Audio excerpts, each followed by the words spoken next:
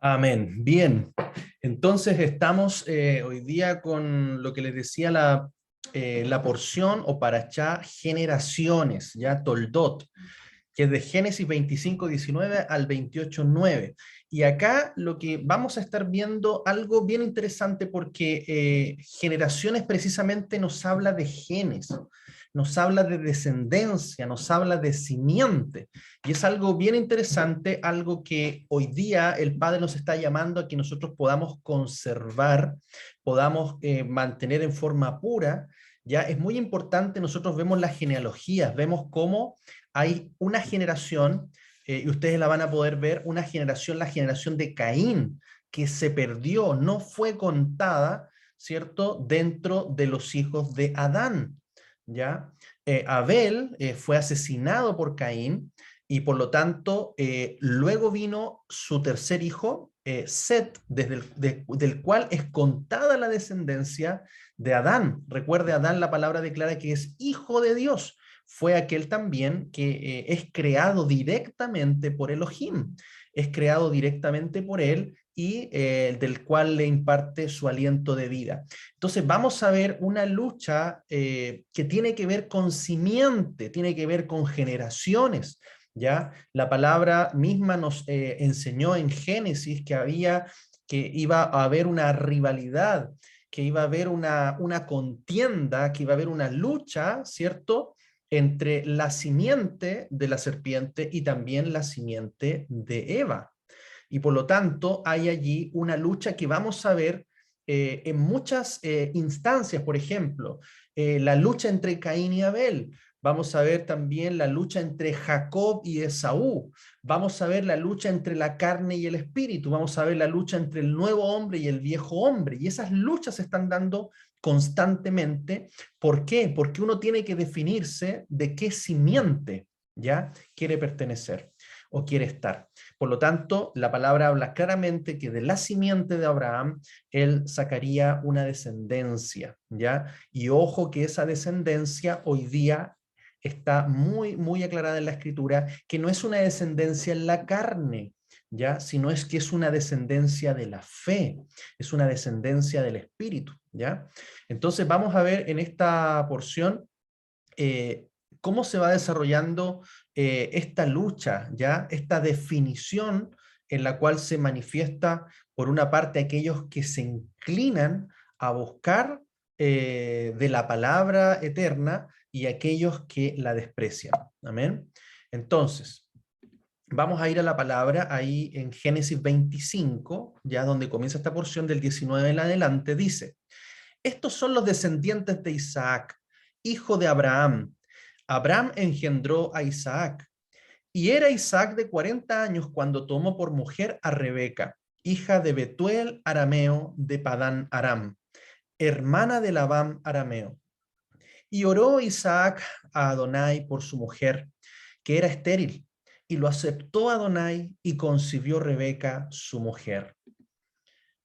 Dice también, y los hijos luchaban dentro de ella y dijo, si es así, ¿para qué vivo yo? Y fue a consultar a Adonai. Y le respondió Adonai, dos naciones hay en tu seno, y dos pueblos serán divididos desde tus entrañas. Un pueblo será más fuerte que el otro pueblo, y el mayor servirá al menor. Cuando se cumplieron sus días para dar a luz, he aquí había gemelos en su vientre. Y salió el primero rubio, y era todo velludo como una pelliza, y llamaron su nombre Esaú. Después salió su hermano, trabada su mano al calcañar de Esaú, y fue llamado su nombre Jacob. Y era Isaac de 60 años cuando ella los dio a luz. Amén. Amén. El Señor nos habla a través de su palabra. Y vamos a ir extrayendo bastante información de todo esto. Entonces vamos a ver entonces que Isaac se casa con Rebeca a los 40 años. Ya terminamos en la porción anterior cuando Abraham busca esposa para Isaac, ¿ya? Y le pide expresamente a su criado, a su mayordomo, Eliezer, representación del espíritu de santidad, que va a buscar a la novia para Isaac, de entre su pueblo, de entre su descendencia, Qué importante es esto, porque desde Sem, Cam y Jafet salieron todas las naciones de la tierra. Ya estas ocuparon distintos lugares y hay que entender también de que hay una maldición que vino sobre Canaán, el hijo de Cam, ya donde también vendría toda una descendencia de pueblos paganos, de pueblos que tienen que ver con Nimrod, con Babel, que tienen que ver también con todos aquellos pueblos contrarios al pueblo de Dios. Y por lo tanto, hay una orden expresa después de que esos pueblos debían ser destruidos por causa de los pecados de la maldición que están trayendo sobre la tierra. Entonces, vamos a ver aquí también cómo hay familiaridad, hay parentesco, ¿cierto? Por ejemplo, Rebeca era prima de Isaac, ¿ya? Era hija de Betuel y Milca. Ahí les voy a mostrar un gráfico para poder ver un poquito cómo la familia, ¿cierto?, se va relacionando. Rebeca era estéril, al igual que Sara y Raquel. Mire qué importante, las tres mujeres más importantes eran estériles, ¿ya? Es bien interesante eso. Y en lo particular, Rebeca vive 20 años, ¿cierto? Después que se casa con Isaac. Isaac tenía 40 años, no sabemos la edad de Rebeca, pero viven 20 años en su matrimonio ese tiempo de esterilidad. Y dice la palabra que oró Isaac a Adonai por Rebeca y concibió, ¿ya? Isaac tenía 60 años entonces cuando nace Jacob y Esaú.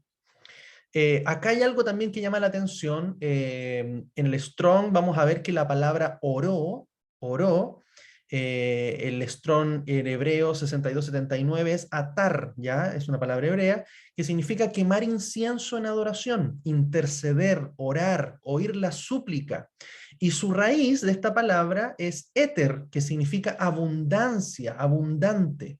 Entonces eso nos habla, ¿cierto? Es muy importante que el hebreo, el original, siempre va a expresar palabras que muchas veces en la traducción no vamos a lograr profundizar, o si no tendríamos que ampliar tremendamente el texto para tratar de comprender. Entonces, pero acá vemos una oración abundante, ¿ya? Es una oración, una súplica, una intercesión. No es como nosotros pensamos muchas veces que levantamos una oración y vamos a ver inmediatamente la respuesta, sino que acá vemos que Isaac, ¿cierto?, conocía de la promesa de su padre Abraham. Y por lo tanto, el Eterno mismo le había hablado a él para que de su descendencia él iba a cumplir la promesa. ¿Ah? Que le dio a su padre Abraham. Entonces vemos de que acá, al ver esta situación de esterilidad, al igual que lo vio Abraham con Sara, ¿ya? Y al igual que después lo ve Jacob, ¿cierto?, con Raquel, vamos a ver una oración constante. Mire, hermanos, probablemente Isaac podría haber estado orando 20 años. Eran 20 años que ellos llevaban casados y ella no podía tener hijos. Entonces vemos ahí el poder de una oración de fe. Una oración de fe es una oración insistente, es una oración permanente, es una oración abundante, es una oración que permanece en el tiempo en fe hasta ver la respuesta. Amén. Así que qué importante, y el Padre todo lo hace en sus tiempos. Acá vemos entonces la genealogía de Abraham, ¿cierto? Vemos a Taré, ¿cierto? En primer lugar, Taré como el padre de Abraham, ¿cierto? Taré tuvo una esposa y de esa esposa sale Abraham, Nacor y Harán. Pero también Taré tuvo otra esposa de la cual viene Sarai. O sea, cuando Abraham dice, ella es mi hermana, ¿se acuerdan? Literalmente ella era media hermana, porque era hija de su padre, pero no de su madre, ¿ya? Entonces vemos allí que de Abraham y Sarai viene Isaac. Vamos a ver que hermanos de Abraham, Nacor y Harán, Harán muere joven, ¿ya? Y por lo tanto deja así tres hijos, por lo menos que son mencionados, que es Lot, ¿ya? Milca e Isca. Y de Milca, Nacor, hermano de Harán, o sea, toma a su sobrina, por así decirlo, toma a su sobrina por esposa. Entonces, Nacor y Milca ya tienen varios hijos, y desde entre esos hijos está Betuel, que viene a ser el padre de Rebeca. O sea, si relacionamos, Isaac ya vendría a ser primo con Betuel, ¿ya? Y podría haber sido tío de Rebeca, ¿ya? Entonces vemos ahí una relación. Y después Esaú y Jacob podrían, ¿cierto? Por el lado de Rebeca, podrían ser primos con Lea y Raquel, ¿ya? ¿Cierto? De donde Jacob después también toma esposa, de las hijas de Labán, que eran hermanas de Rebeca. ¿Se fija entonces cómo desde acá sale la familia, no de las mujeres de Canaán, ya que es algo que expresamente Abraham le encarga para su descendencia? Amén. Entonces es interesante también conocer ahí un poquito esa genealogía. Ahora, Esaú y Jacob, dice la palabra que eran gemelos, dice. Hay otra traducción también dicen que eran mellizos, ¿ya? Es interesante esto, no puedo precisar bien. La lógica dice que eran mellizos, ¿ya? Porque de alguna manera eran distintos, ya uno era velludo y el otro no dice que no era velludo, pero precisamente Esaú se destaca por su vello, ¿ya? Cosa que después vemos en la historia que Jacob no tenía, no era velludo, ¿ah? Era más bien de poco pelo. ¿Ah? Eh, y por otro lado también vemos esa escena donde eh, Jacob toma el calcañar de Saúl. Entonces, también ahí hay un tema de que probablemente si eran gemelos, ellos tenían dos bolsas distintas, ¿ya? Entonces ahí también podrían estar en una misma bolsa, ¿ya? Acuerden que ellos peleaban en el vientre de Rebeca, por lo que ella, muy asustada, fue a consultar al Señor por qué es lo que pasaba. Y ahí es donde recibe esa palabra profética. Ahora, esa palabra que ella recibe habla de dos naciones, de dos pueblos en su vientre. ¿Ya? Vamos a ver entonces que la palabra naciones ya es del hebreo que es goí, ¿ya? Y goim es el plural, o sea, naciones, goí, goim es plural, y se refiere a una nación extranjera, gentil, gente, nación, pueblo. Entonces vamos a ver que en ese sentido, de Jacob y de Esaú iban a salir naciones, ¿ya? Dos naciones principalmente, que después obviamente iban a ser muchas, ¿ya? Y dos pueblos distintos, ¿ya? Vamos a ver que de Jacob viene lo que es Israel, pero de Esaú viene Edom, ¿ya?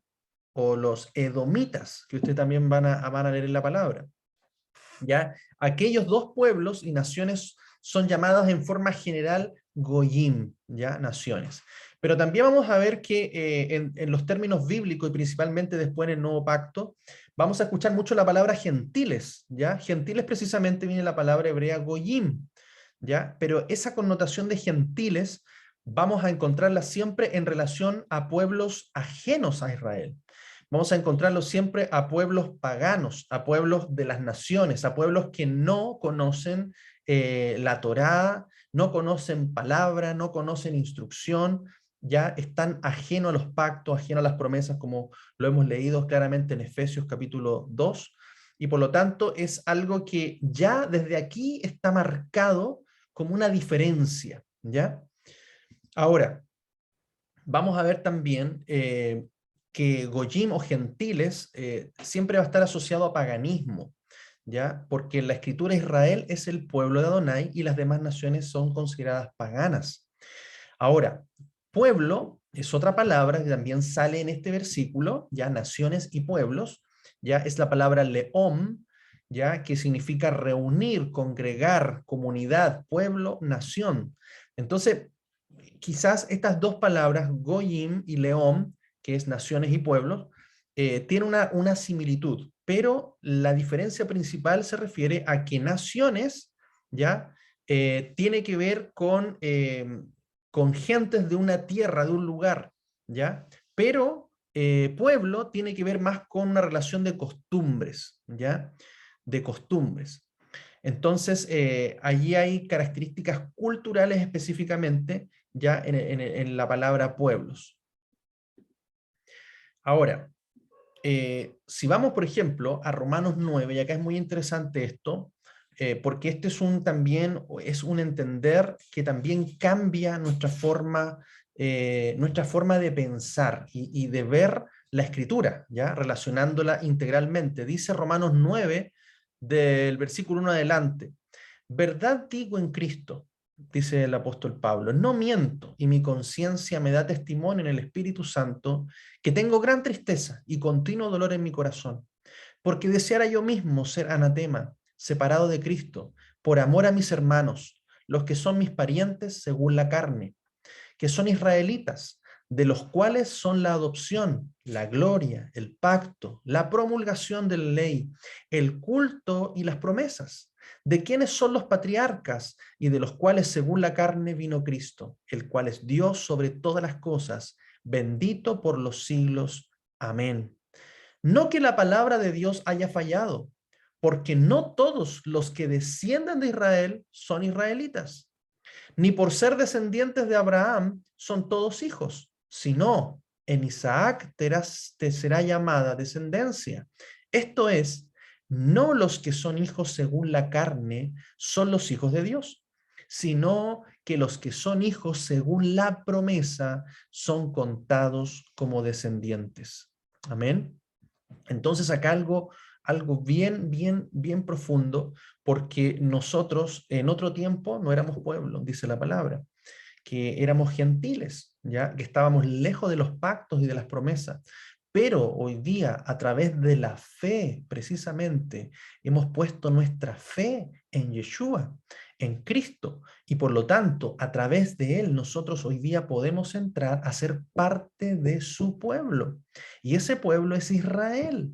Y ojo, mucha gente confunde el Israel en la carne con el Israel que es según la promesa. ¿Ya? Por eso acá el apóstol Pablo dice que no todos aquellos que descienden físicamente, ¿ya? De Abraham son Israel, sino que aquellos que son de la fe, y lo hemos visto en varios versículos, que aquellos que son de la fe de Abraham, ¿cierto? Son hijos de Abraham, son descendientes de Abraham, son de esa simiente, de esa promesa que él le entregó, y por lo tanto pasamos a ser de su pueblo escogido. Amén.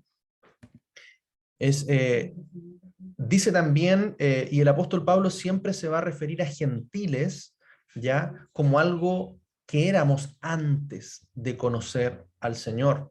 Dice, sabéis que cuando erais gentiles, se os extraviaba llevándoos como se os lleva a los ídolos mudos. Primera de Corintios 12:2. Vamos a ver también, dice allí en Efesios 2:11, por tanto, acordaos de que en otro tiempo vosotros, los gentiles, en cuanto a la carne, erais llamados incircuncisión por la llamada circuncisión hecha con mano en la carne. En aquel tiempo estabais sin Cristo, alejados de la ciudadanía de Israel y ajenos a los pactos de la promesa, sin esperanza y sin Dios en el mundo. Amén. Entonces, qué importante entender en la Escritura que hoy día nosotros somos ese pueblo escogido. ¿Y cuál es el único pueblo que él escogió de entre todas las naciones? Ese es Israel. Y vamos a ver después el tremendo significado de Israel, no solamente como lo hemos conocido, ¿ya? Que lo hemos traducido siempre como el que pelea con Dios y es vencedor. Tiene un significado mucho más profundo Israel, lo vamos a ver después. Eh, y vamos a encontrar entonces en la Escritura que en otro tiempo éramos gentiles, hermanos. Nosotros cuando hemos conocido al Señor dejamos de ser gentiles, porque gentiles precisamente tiene que ver con paganismo, tiene que ver con un pueblo que no tiene pacto, que no tiene promesas, un pueblo que no tiene herencia, y por lo tanto hoy día somos injertados al olivo natural para que podamos ser herederos de esas promesas entregadas a Abraham, a Isaac y a Jacob. Amén. Bien. Acá también hay algo interesante porque la palabra menciona, ¿cierto?, de que Jacob tomó del calcañar, del talón, a Esaú. Y precisamente la palabra talón o calcañar ya es la palabra en hebrea akev, que significa astuto, calcañar, talón, emboscada, pero también significa fin, ¿ya? Entonces también acá podemos ver, además de lo que siempre hemos escuchado respecto del nombre de Jacob, que es aquel que toma por el calcañar, que aquel que, cierto, es un usurpador, habla también de un significado bien importante, bien interesante, el que tome del calcañar. Vamos a ver, en cierto, que Esaú sale primero, Esaú es el primogénito, ¿ya? Y que peleaban de alguna manera. Entonces podemos ver que Esaú sale como cabeza, sale como primero, pero Jacob sale tomado de su calcañar, y eso también tiene un significado profético bien importante, porque así como la cabeza simboliza el principio de algo, el talón significa su final, ¿ya? ¿Dónde iba a morder la serpiente? ¿Se acuerda? Te morderá en el calcañar. Entonces, también hay un significado en esta lucha de simientes. Hermanos, es muy importante. La maldición que se establecía en Génesis, ¿ya? Entre las dos simientes, se va a ver reflejada en toda la historia, ¿ya? Y por lo tanto, Jacob toma del talón a Esaú, a Esab, y eso también significa que él tomará finalmente el dominio en el mundo. O sea, sabemos que hoy día el que es príncipe de este mundo, que está gobernando sobre la tierra, va a tener su fin. Usted se recuerda en la visión de la estatua del sueño de Nabucodonosor. ¿Se acuerda que viene una pequeña piedra? ¿Dónde cae esa piedra? Cae precisamente en sus pies, allí, en la parte final, y representa la destrucción de todos los imperios del hombre y de Satanás sobre la tierra. Esa piedra, ¿cierto?, que permanece para siempre. Sabemos quién es la roca, Yeshua, cuando Él vuelva a gobernar, a tomar el reino al fin de este siglo. Amén. Entonces, hay un significado, un simbolismo muy, muy interesante en todo esto. Amén. A ver, también vemos ahí en Abdías 1, vemos esta profecía, dice, y subirán salvadores al monte de Sión para juzgar al monte de Saúl, y el reino será de Adonai. Amén. Entonces vamos a ver allí que de esas dos simientes, de alguna manera, Esaú y Jacob pelean en su vientre, ¿ya? Y es la lucha constante. Es la lucha que, por ejemplo, hoy día nosotros tenemos, como dice el apóstol Pablo, el viejo hombre con el nuevo hombre. Contienden. Amén. Vamos a ver, continuando, ¿cierto?, con la lectura, dice Génesis 25, y crecieron los niños, y Esaú fue diestro en la casa, hombre del campo, pero Jacob era varón quieto, que habitaba en tiendas. Y amó Isaac a Esaú, porque comía de su casa, mas Rebeca amaba a Jacob. Y guisó Jacob un potaje, y volviendo Esaú del campo cansado, dijo a Jacob, te ruego que me des a comer de ese guiso rojo, pues estoy muy cansado. Por tanto fue llamado su nombre Edom. Amén. También es el nombre que recibió Esaú. Continúa y dice, y Jacob respondió, véndeme en este día tu primogenitura. Entonces dijo Esaú, he aquí yo me voy a morir. ¿Para qué, pues, me servirá la primogenitura? Y dijo Jacob, júramelo en este día. Y él le juró y vendió a Jacob su primogenitura. Entonces Jacob dio a Esaú pan y del guisado de las lentejas, y él comió y bebió, y se levantó y se fue. Así menospreció Esaú la primogenitura. Amén. Entonces vamos a ver esta escena. De alguna manera hay una forma legal, por así decirlo, en la cual Esaú vendió la primogenitura a Jacob. No sabemos después los detalles de los acontecimientos que pueden haber sucedido después, pero simplemente cuando Jacob va a su padre Isaac a pedir la bendición, es porque él había tomado ya el derecho, ¿cierto?, en este acto de esa primogenitura. Vamos a ver también grandes diferencias entre Esaú y Jacob que también marcan de alguna manera el favor de Elohim para con su vida. Por ejemplo, Esaú, ¿cierto? En hebreo, Esab significa áspero en sentido palpable. Precisamente le pusieron ese nombre por que era muy velludo, ¿ya? Y por lo tanto, ese aspecto de tocarlo ya le determina su nombre. Dice que es hombre diestro en la casa, hombre de campo, ¿ya? Hombre cazador, ¿ya? Hay algo también que lo une, ¿cierto?, con Nimrod, ya dice que fue un cazador. ¿ya? También quizás hay una manifestación allí en una naturaleza, ¿cierto? En Esaú, que de alguna manera tampoco lo califica, ¿ya? O marca un camino distinto, lo vamos a ver, en cuanto a ser heredero de la promesa. Y su nombre, Esaú, también después llamado Edom, ¿ya? Viene del color rojo, ¿ya? Usted se da cuenta, ¿cierto? Los colores rojos principalmente, en algunas banderas por ahí, siempre van a expresar algunas ideologías que pueden ser contrarias precisamente a Elohim, ¿ya? De ahí vienen los edomitas. Entonces va a ver usted ahí algunas maldiciones para Edom, precisamente descendientes de Esaú.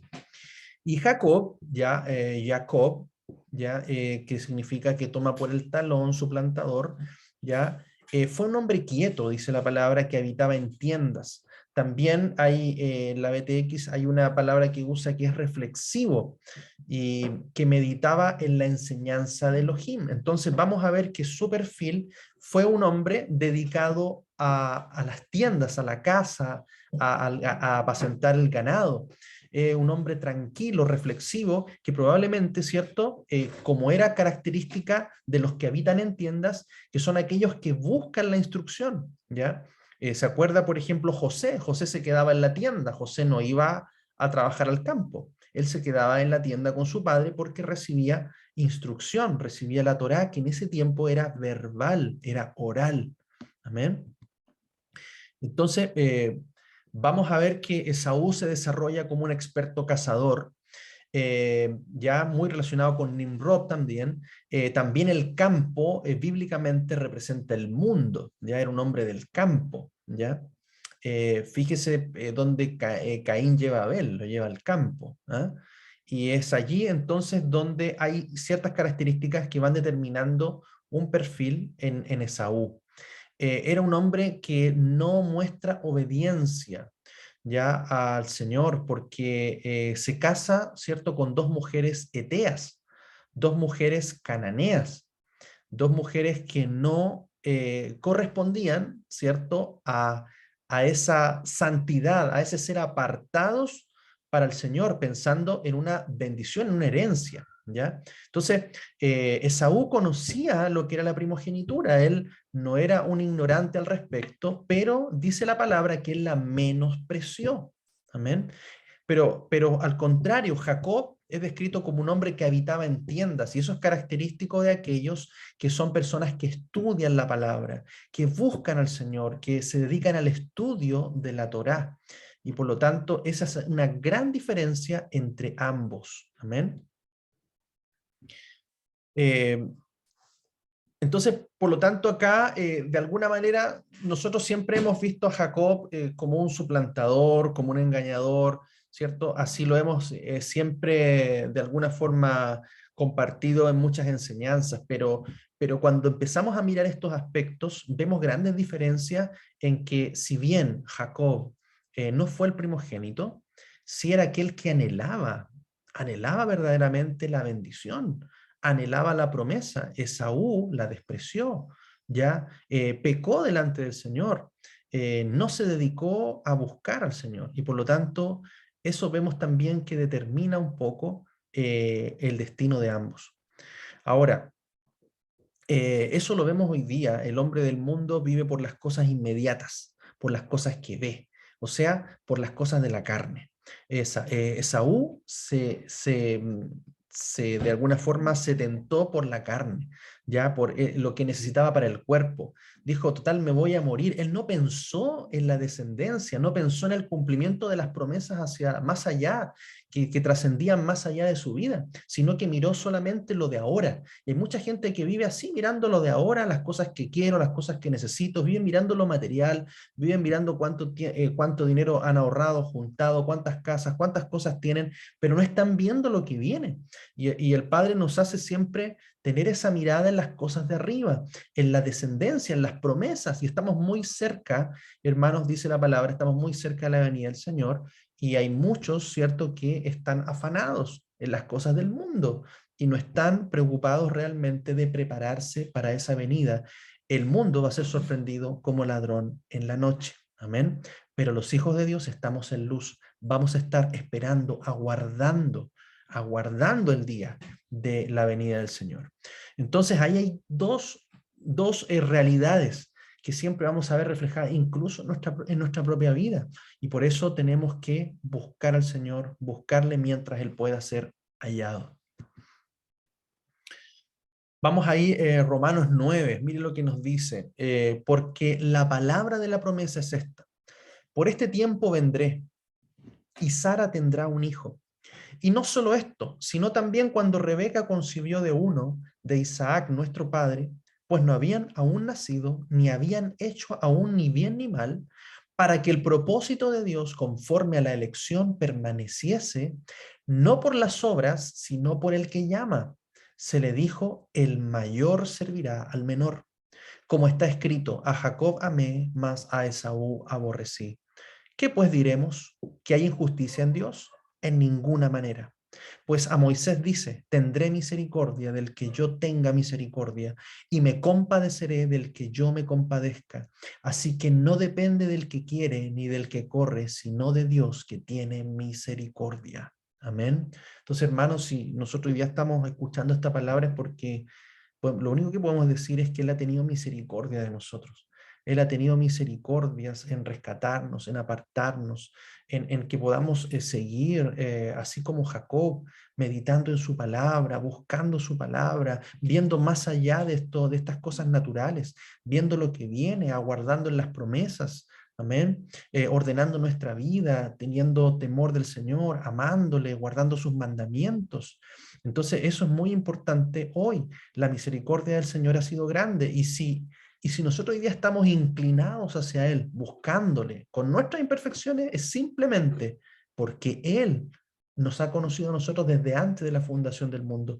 Él sabía cómo nosotros íbamos a ser. Él nos amó antes. Él tuvo misericordia de nosotros. Y es por eso que hoy estamos acá, no en el mundo, sino buscando su reino. También dice en Hebreos 12, mirad bien, no sea que alguno deje de alcanzar la gracia de Dios, que brotando alguna raíz de amargura os estorbe y por ella muchos sean contaminados.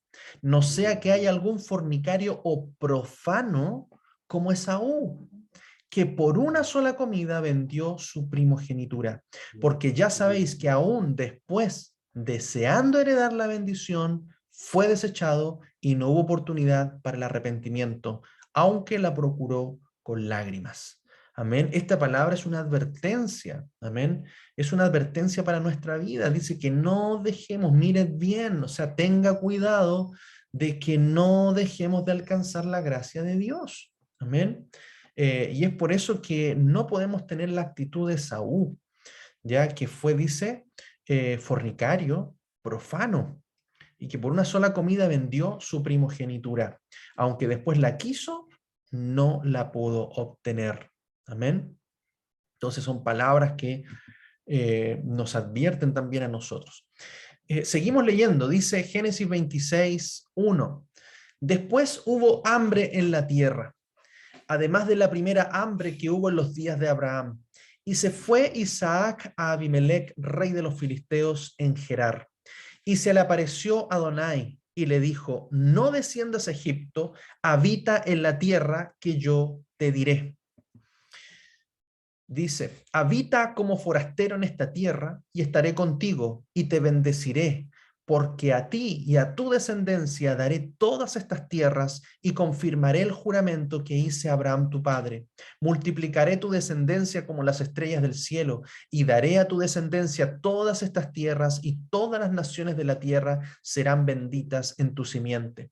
Por cuanto oyó a Abraham mi voz y guardó mi precepto, mis mandamientos, mis estatutos y mis leyes. Amén. Mire cómo siempre un pacto es bilateral.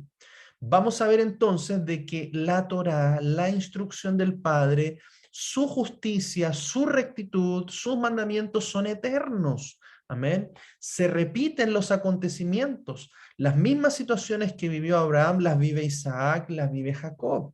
Habla, cierto, de una gran hambruna que se vivió en los tiempos de Abraham. También habla de un tiempo de hambruna que se vivió en los tiempos de Isaac y también después vamos a ver la hambruna que se vivió en los tiempos de Jacob. Entonces, vamos a ver entonces que hay, por así decirlo, ciertos patrones que se repiten. Y eso tiene que ver porque su palabra es eterna, su palabra va siempre girando en círculos, va girando como una espiral y se va desarrollando a través de la historia del hombre.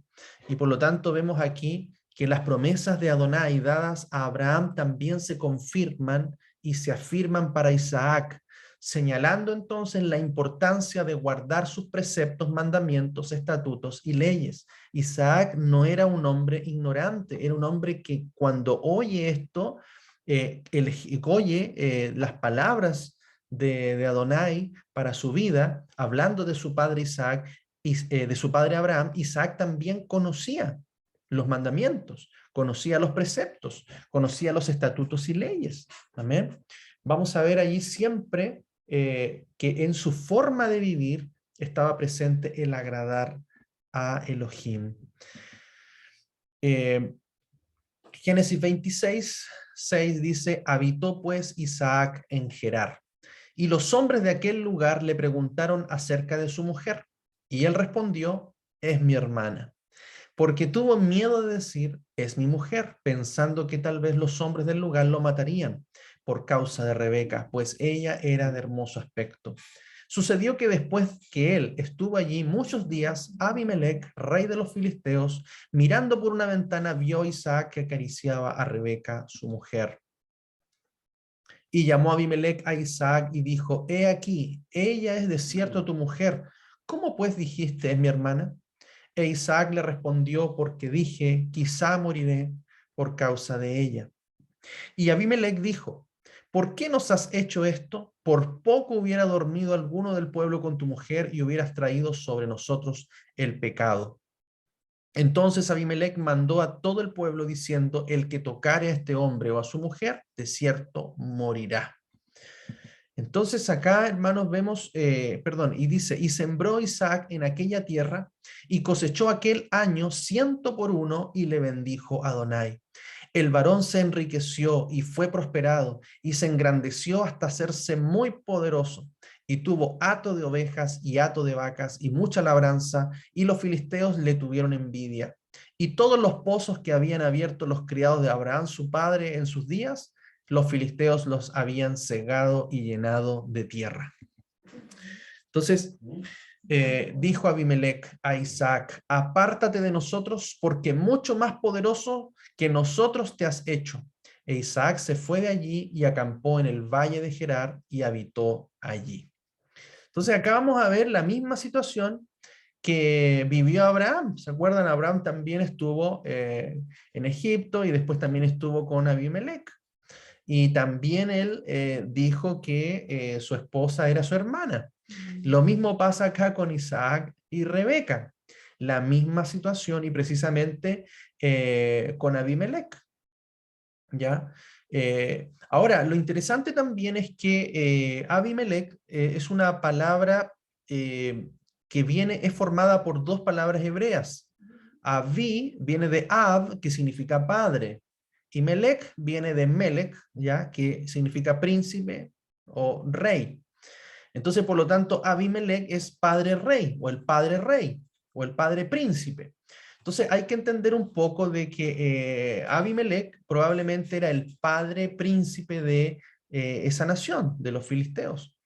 Y por lo tanto, quizás era un título también, porque también habla del encuentro de Abimelech con Abraham.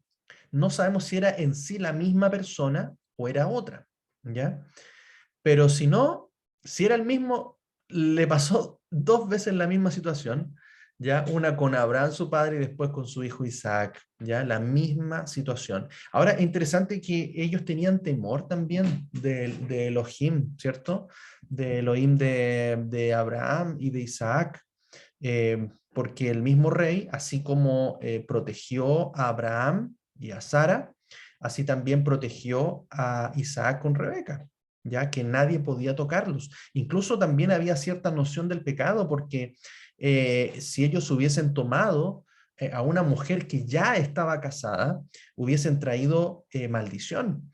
Y probablemente, así como en el sueño que tuvo Abimelech que probablemente puede haber sido otro hombre con el mismo puesto, probablemente el mismo lugar, o el descendiente del anterior, eh, vio en sueño lo que hubiese pasado. De hecho, vino esterilidad sobre las mujeres de ese pueblo porque Abimelech había tomado a Sara como esposa, aunque nunca obviamente la tocó, dice, pero hubo una advertencia en sueños para él.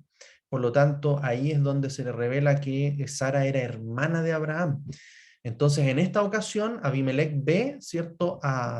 Ve a Isaac acariciando, ¿cierto? A Rebeca. Y ahí es donde descubre que eran esposos y no hermanos. En Génesis 26:18 dice, y volvió a abrir Isaac los pozos de agua que habían abierto en los días de Abraham, su padre, y que los filisteos habían cegado después de la muerte de Abraham, y los llamó por los nombres que su padre los había llamado. Pero cuando los siervos de Isaac cavaron en el valle y hallaron allí un pozo de aguas vivas, los pastores de Gerar riñeron con los pastores de Isaac diciendo, el agua es nuestra. Por eso llamó el nombre del pozo Esec, porque habían altercado con él. Y abrieron otro pozo y también riñeron y sobre él y llamó su nombre Sidna. Y se apartó de allí y abrió otro pozo y no riñeron sobre él y llamó su nombre Rehobot. Y dijo, porque ahora Adonai nos ha prosperado y fructificaremos en la tierra. Y de allí subió a Beerseba. Y se le apareció Adonai aquella noche y le dijo, yo soy el Elohim de Abraham tu padre, no temas porque yo estoy contigo y te bendeciré y multiplicaré tu descendencia por amor de Abraham mi siervo. Y edificó allí un altar e invocó el nombre de Adonai y plantó allí su tienda y abrieron allí los siervos de Isaac un pozo. Entonces vamos a ver aquí los pozos, principalmente 4 pozos, ¿ya? Que son abiertos, los mismos pozos que abrió Abraham, ¿ya? Y que los filisteos habían cubierto. El primero es Esec, ¿ya? De la palabra hebrea Esec, que significa rencilla, presionar, altercar, que es precisamente lo que ocurrió, ¿ya? Con el primer pozo que se abre. El segundo pozo es Sidna, que viene del hebreo sidna, que significa oposición, acusación, rivalidad. Y fíjese que esta palabra viene del Strong 7153, que significa Satán, que significa atacar, acusar, adversario, calumniar, contrario. Ya, interesante el origen ahí de las palabras. Precisamente Satán significa adversario, ¿ya? Esa es la palabra correcta, ¿ya? Hasatán significa el adversario. Después, el tercer pozo, Rehobot, ya del Strong Rakhab, significa ancho, aumentar, ensanchar, espacioso, ¿ya? Dice que por ese pozo no hubo pelea, no hubo contienda, ¿ya? Y luego se fueron a Beerseba, ¿ya?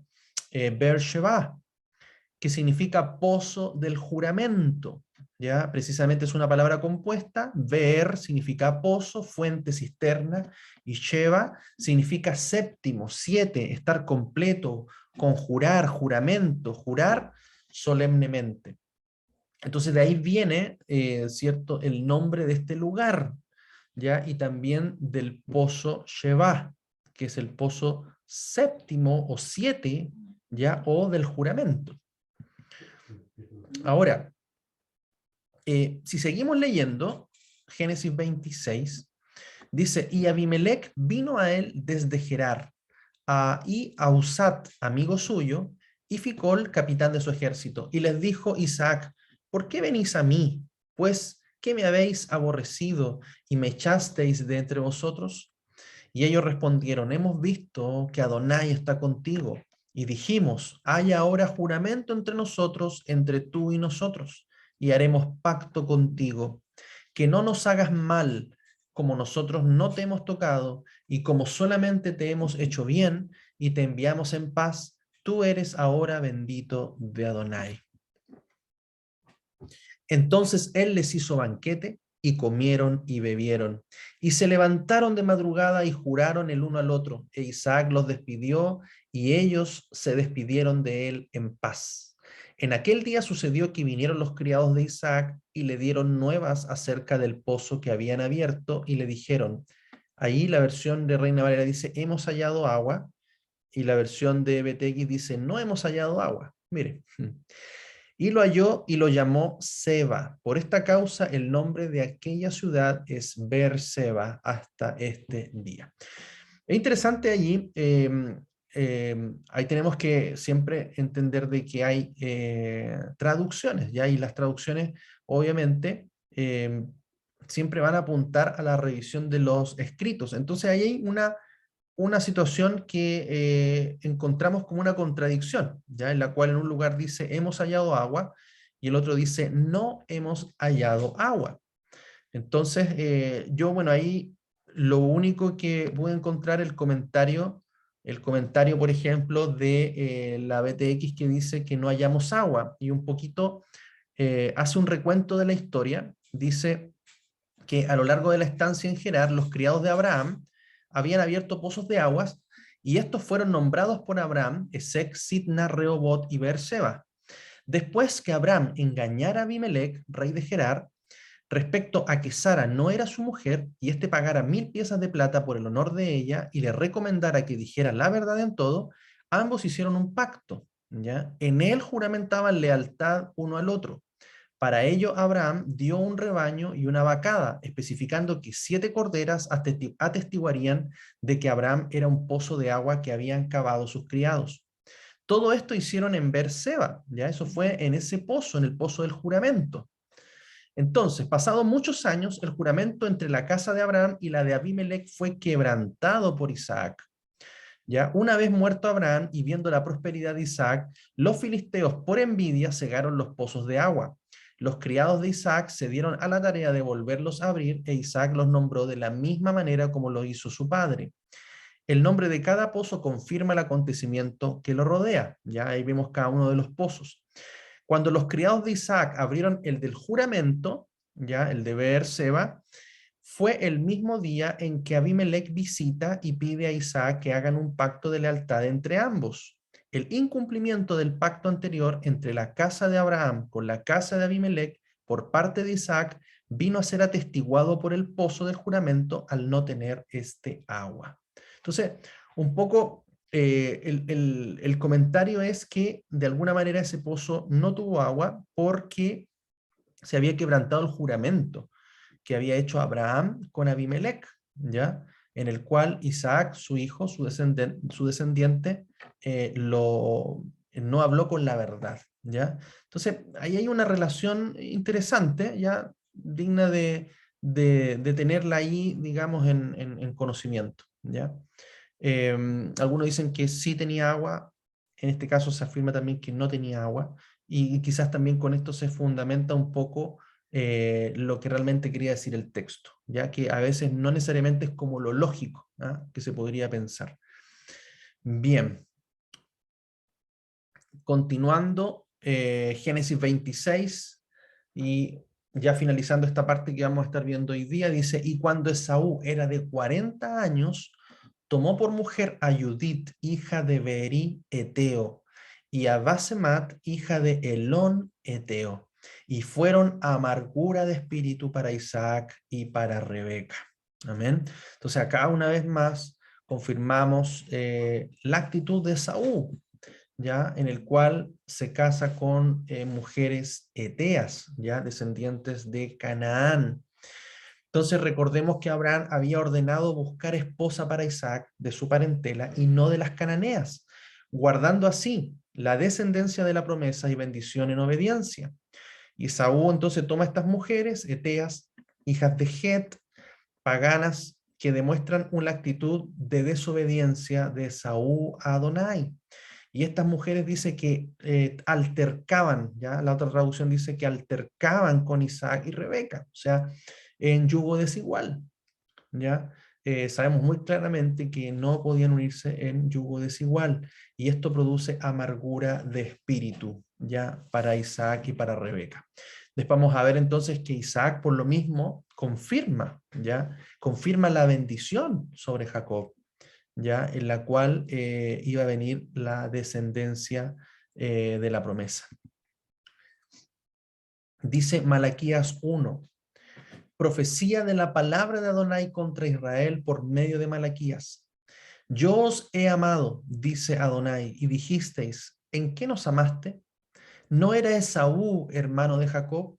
Dice Adonai, y amé a Jacob, y a Esaú aborrecí, y convertí sus montes en desolación, y abandoné su heredad para los chacales del desierto.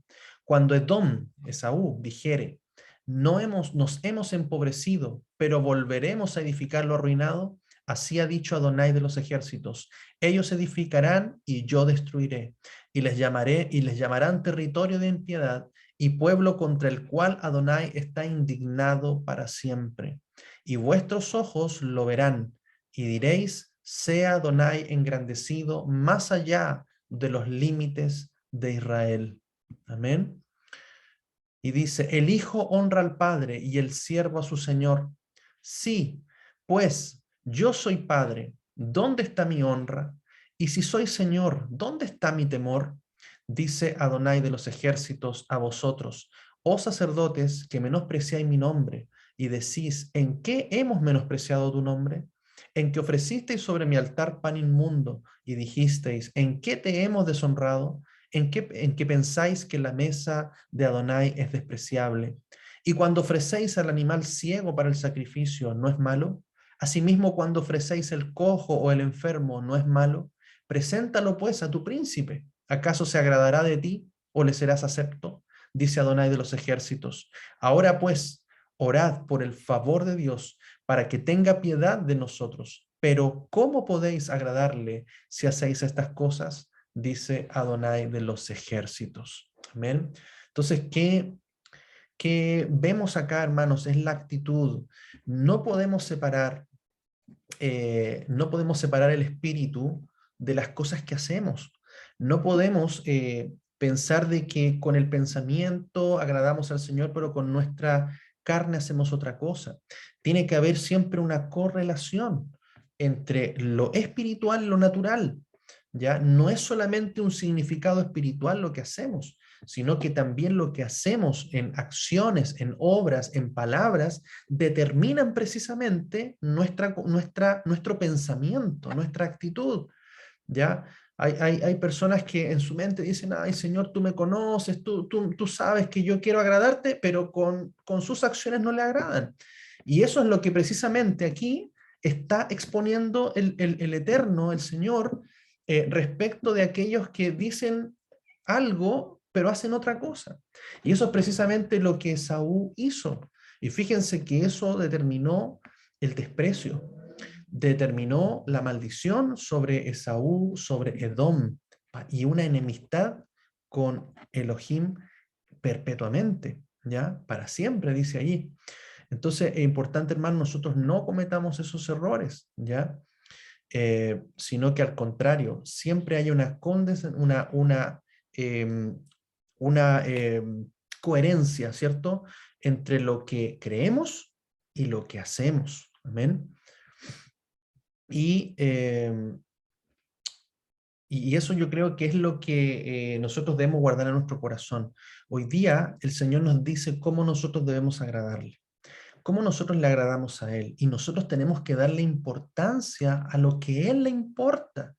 No tenemos que hacer prevalecer lo que nosotros creemos que le agrada al Señor, porque nos vamos a dar cuenta en la Escritura que Él nos dice claramente cómo le servimos, cómo le agradamos, cómo Él realmente, qué es lo que realmente a Él le importa en nuestra vida. Amén. Y es importante allí que nosotros podamos tener nuestra actitud, nuestras acciones, lo que vivimos, lo que hacemos, vaya de acuerdo a lo que la palabra nos enseña. Amén. Tengamos mucho cuidado, hermanos, cuando el Señor dice algo y después otra persona dice lo contrario a lo que Dios dice. ¿Ya? Ningún hombre, ningún ángel que venga a decir algo por mucho fundamento que pueda parecer, por muy correcto, por muy coherente o por quizás una interpretación tan espectacular de algo, si dice algo en contra o contrario o diferente a lo que el Padre ha dicho, cuidado. Cuidado, porque es lo mismo que sucedió en el comienzo. El Señor dijo, no comas de estos árboles, no toques este fruto. Pero ¿qué es lo que dijo la serpiente? Ah, pero ¿cómo que no los puedes tocar? Si no morirás. Cuando alguien dice algo contrario con mucha sutileza, que es diferente a lo que el Padre ha dicho, cuidado, cuidado, hermanos. Y ahí es donde tenemos que tener mucho cuidado en recibir interpretaciones respecto de las mismas palabras del apóstol Pablo. Ningún apóstol, ni Yeshua mismo, invalidó las palabras del Padre.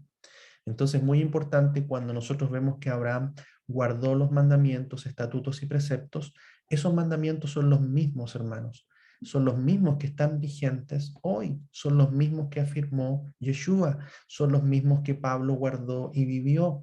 Por lo tanto, pongamos atención siempre cuando el Padre dice A y alguien dice no, A significa B, y es algo muy distinto. Ahí tenemos que prestar mucha atención, ser cuidadosos y por sobre todas las cosas, ser obedientes al Señor antes que a los hombres. Amén. Amén. Bien, hasta ahí vamos a llegar entonces con esta porción. Espero que haya sido de bendición.